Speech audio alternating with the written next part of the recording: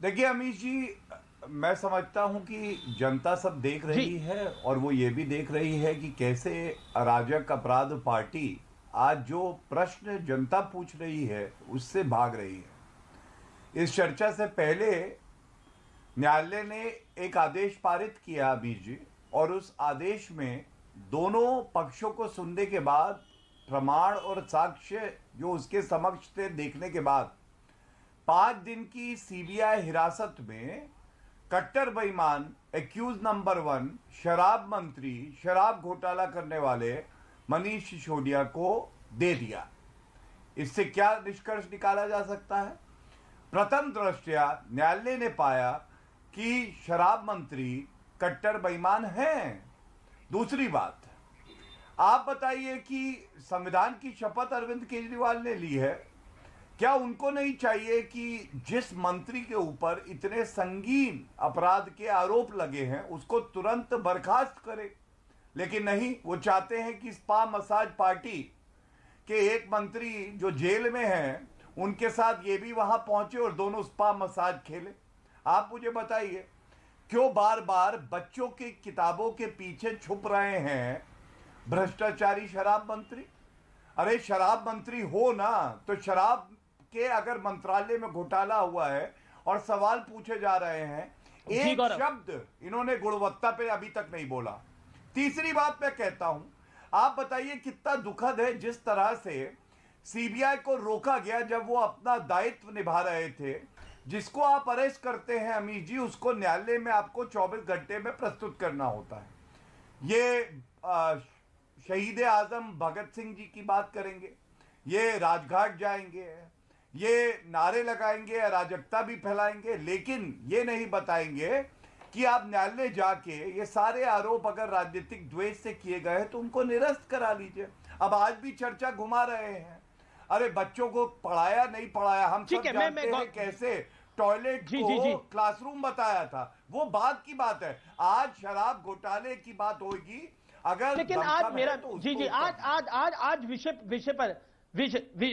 पर रहते हैं, क्योंकि आपने भी बात करी दिलीप पांडे। लेकिन अभी तक आप देखिए, मैं इसलिए बार बार आपसे सवाल पूछ रहा हूं, क्या क्योंकि आपके 2 मंत्री अब जेल में चले गए हैं, क्या आपको लगता नहीं है कि आप लोग, क्योंकि हमने एक वो भी दौर देखा था 1996 का, जहां एल के अडवाणी का हवाला की डायरी में सिर्फ नाम आया था, उन्होंने संसद सदस्यता छोड़ दी थी जब तक उनका नाम क्लियर नहीं हुआ था। तो आप तो शुचिता की बात करते थे, लेकिन वो शुचिता कहां है आज? ये सवाल एक मूल सवाल है, ये हर जनमानस के मन में सवाल होगा। दिलीप पांडे क्यों नहीं? मतलब ठीक है, आप कह रहे हैं वो पाक साफ है, लेकिन कोर्ट भी तो अभी तक उन्होंने सत्येंद्र जैन को भी बेल नहीं दी है।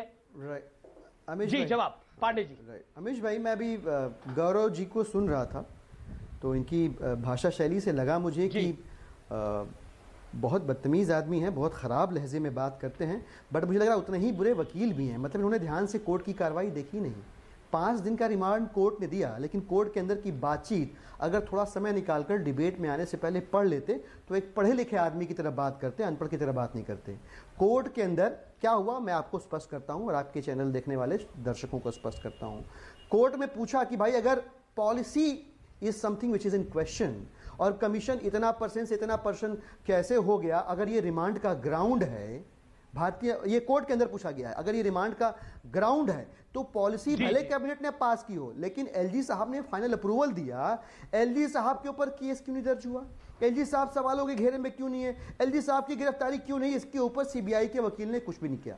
ऑनरेबल कोर्ट ने फिर पूछा कि पिछले 8-9 महीने के अंदर 4 बार 4 जगहों पे रेड मार चुके हो, घंटों पूछताछ हो चुकी है, 2 बार पूछताछ के लिए बुला चुके हो, लगातार कोऑपरेट किया है ये डिप्टी सीएम ने यहाँ पे, तो अब इन 5 दिनों की कस्टोडियल इंटरोगेशन में ऐसा क्या पूछने वाले हो जो अब तक नहीं पूछे? इस बात का भी कोर्ट के पास कोई जवाब नहीं था। ग्राउंड क्या बनाया गया फिर सीबीआई द्वारा? किसी नॉन कोऑपरेशन इनकी तरफ से, जब बुलाया तब गए, जो मांगा वो दिया, लैपटॉप, कंप्यूटर, डॉक्यूमेंट, सारे डॉक्यूमेंट, कुछ भी कहीं भी मिला नहीं। नॉन कोऑपरेशन कैसे कह रहे हो? नॉन कोऑपरेशन इसलिए कह रहे हैं कि जो वो कह रहे हैं वही अगर मनीष सिसोदिया अपने मुंह से बोल दे तो कोऑपरेशन है, नॉन कोऑपरेशन है। लेकिन ये सारी आज के रिमांड का कोई ग्राउंड नहीं बन रहा था, लेकिन ये कोर्ट में जो बातचीत हुई दिलीप जी, लेकिन सारी दलीलें प्रमाण है कि सीबीआई ने जो कहा या किया इसकी स्क्रिप्ट भारतीय जनता पार्टी के मैं दफ्तर में लिखी कोर्ट की बातचीत चाहे करता गौरव हूं। भाई ने लिखी हो या किसी और ने लिखी हो, पर ये लिखी गई है भाजपा के दफ्तर में, और ये नहीं, सारी कोर्ट ने बोला। एजेंसियां भाजपा के फ्रंटल लॉ के तौर पे काम कर रही है। नहीं, ये स्पष्ट हो।